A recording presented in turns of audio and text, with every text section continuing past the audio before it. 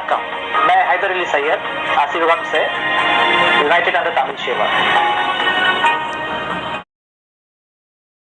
இறுதி உண்மை.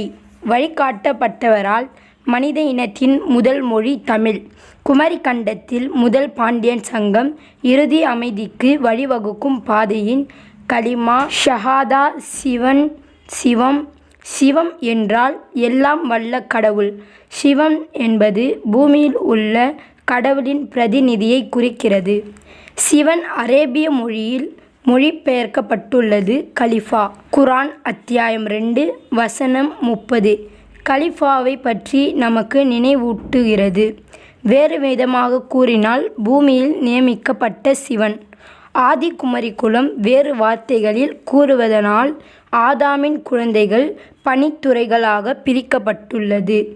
இது குர்ஆன் அத்தியாயம் 49 வசனம் 13 குறிக்கிறது. இறைவனால் விரும்பப்படும் ஆதி குமரி குலம் குர்ஆன் அத்தியாயம் 17 வசனம் 70 குறிக்கிறது. ஒவ்வொரு ஆதி குமரி குலம் உறுப்பினரும் கடவுளின் முன்னிலையில் தங்களை தாங்களே சாட்சியமளித்து குர்ஆன் அத்தியாயம் 7 வசனம் 172 குறிப்பிடுகின்றனர். குர்ஆன் பழைய உலக ஒழுங்கின் கடைசி நினைவூட்டல். இது கலிமா ஷஹாதா பற்றி நமக்கு நினைவூட்டுகிறது.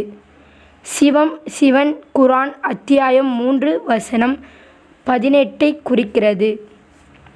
குமரி கண்டத்தில் ஆதி குமரி குலத்துடன் முதல் பாண்டியன் சங்கம்.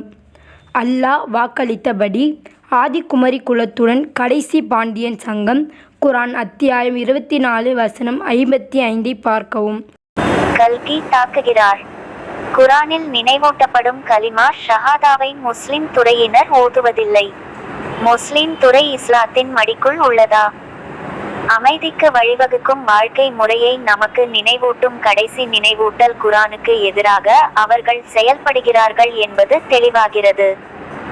அந்த நேரான பாதை முதல் பாண்டியனுக்கு வழங்கப்பட்டது. கல்கி தாக்குகிறார். நோவா காலத்தில் ஏற்பட்ட வெள்ளத்தில் ஆதி குமரி குலமும் பாண்டியனும் இறந்ததாக கிறிஸ்தவ இறையியல் கூறுகிறது. தற்போதைய தலைமுறை நோவாவின் 3 மகன்களிடமிருந்து வந்தவர்கள். குர்ஆன் அத்தியாயம் 11 வசனம் 48 கிறிஸ்தவ இறையியலின் பொய்யை அம்பலப்படுத்துகிறது. பாண்டியன் இறந்துவிட்டாரா? ஆதி குமரிகுலம் இறந்துவிட்டதா? பதில் இல்லை. அவர்கள் அனைவரும் இறக்கவில்லை. சிலர் பிழைக்கிறார்கள். குமரிக்கண்டத்தில் முதலில் நடந்தது போல் மீண்டும் ஒருமுறை பாண்டியன் சங்கம் மீண்டும் நிறுவப்படும் என்று அல்லாஹ் உறுதியளித்தான். குர்ஆன் 24 வசனம் 55 ஐ பார்க்கவும். மேலும் அவர்கள் இறந்துவிட்டார்கள் என்று கிறிஸ்தவ இறையியல் கூறுகிறது. கல்கி தாக்குகிறார். இந்து மத சிந்தனை பள்ளி சிவம் சிவனின் உருவத்தை சிதைத்தது மற்றும் ஆசிவகத்தின் தத்துவத்தையும் சிதைத்தது. பாண்டியனின் உலகிற்கு மீண்டும் வருக. முதல் சித்த உலகிற்கு மீண்டும் வருக. நன்றி.